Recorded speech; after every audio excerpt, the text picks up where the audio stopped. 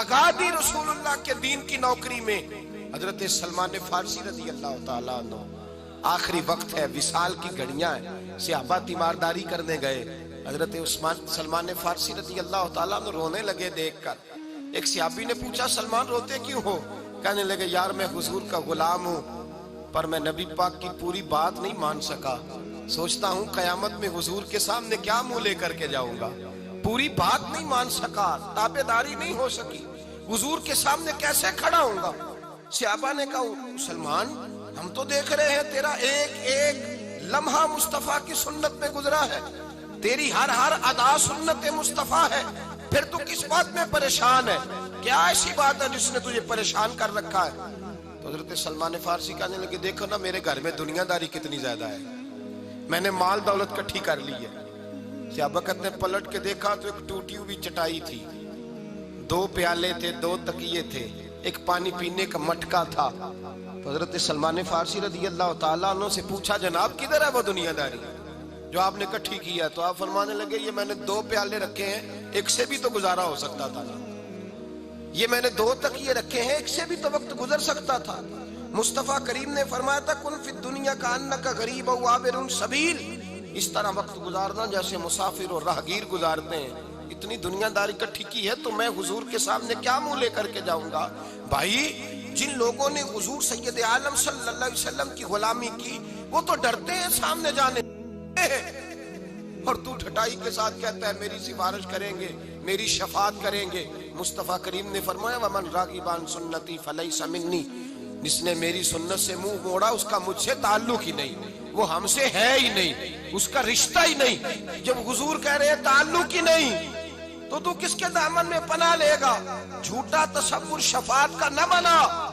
मेरे आला हज़रत फरमाते हैं, पहले मुस्तफा के नाम पे मर जा, मिट जा, और जब तू मर मिट जाए तो फिर दिल में जज्बा पैदा करके मेरे मुस्तफा मेरी जरूर सिफारिश करेंगे, जरूर सिफारिश करेंगे, जरूर सी।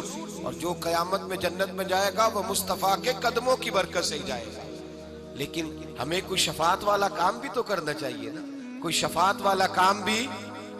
दुरूद शरीफ बोलिए, दुरूद पाक छोड़िए जरा थोड़ी देर के लिए, टेक दुरूद पाक पढ़ना चाहिए। हुजूर की सुन्नत पर अमल, हुजूर के दीन की नौकरी करनी चाहिए। कुछ काम भी तो करने चाहिए ना, कुछ करना भी तो चाहिए ना शफात के लिए। देखिए ना, हुजूर सैयद आलम सल्लल्लाहु ताला अलैहि वसल्लम ने फरमाया, जिसने मुझ पर दुरूद पढ़ा उस पर मेरी शफात जरूरी हो गई। अल्लाह के महबूब सल्लल्लाहु अलैहि वसल्लम ने फरमाया, जिसने कुरान मजीद को दिल से लगाया मेरी सिफारिश जरूरी हो गई।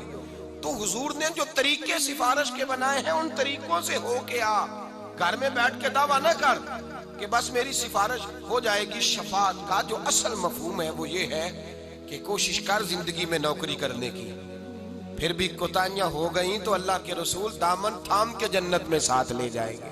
लेकिन अगर तू दीन के मुकाबले में ही खड़ा हो जाए, मुकाबले में ही खड़ा हो जाए, तू मौज करता फिरे, अपनी मर्जी से तू वक्त गुजारे, तू हुजूर की सुन्नत और शरीयत को छोड़कर गैरों के तरीके अपनाता फिरे, और तू कहने मेरी तो सिफारिश होगी, मुझे तो फौरी तौर पे थाम लिया जाएगा, तो शफात का असल मफहूम, इसमें शक नहीं कि कबीरा गुनाह वाले हुजूर के झंडे के नीचे होंगे।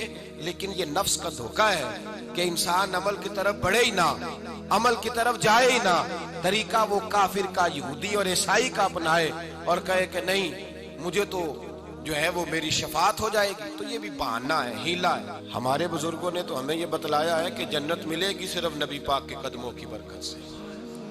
लेकिन